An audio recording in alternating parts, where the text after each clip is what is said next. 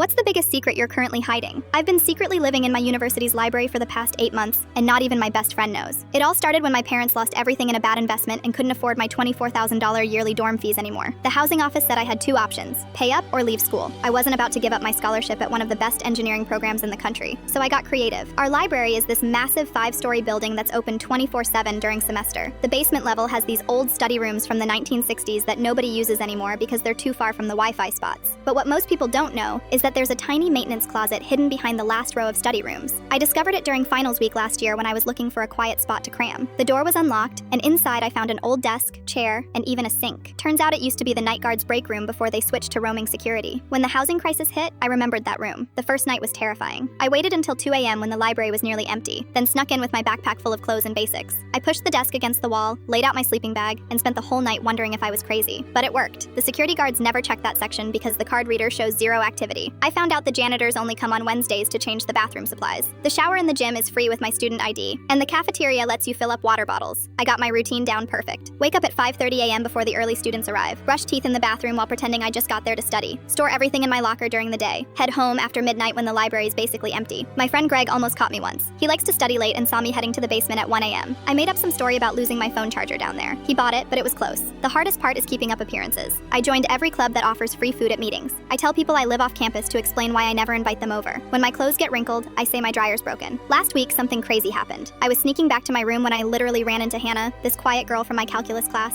She was coming out of a different maintenance closet with a pillow under her arm. We just stared at each other for what felt like forever. Then she started crying. Turns out her mom got sick and couldn't work anymore. She'd been living in the library for 3 months. Now we're partners in crime. She takes the closet on the west side, I keep the east. We cover for each other, share meals from the dining hall, and finally have someone to talk to about how messed up this all is. Yesterday, we found 2 more residents living in the old map room. There's this whole secret community of students just trying to stay in school. The craziest part? One of them is Philip, the student body president who's always posting photos from fancy charity events. His parents cut him off when he switched from pre-med to art history. He's been living on the 4th floor for almost a year. We've started a kind of underground support network. Greg keeps asking why I'm suddenly hanging out with these random people. If he only knew we were having midnight meetings in the basement, sharing resources and warning each other about security patrol changes. I feel guilty sometimes, technically being homeless while maintaining a 3.9 GPA. But mostly I'm proud. We're all just trying to get our degrees without drowning in debt.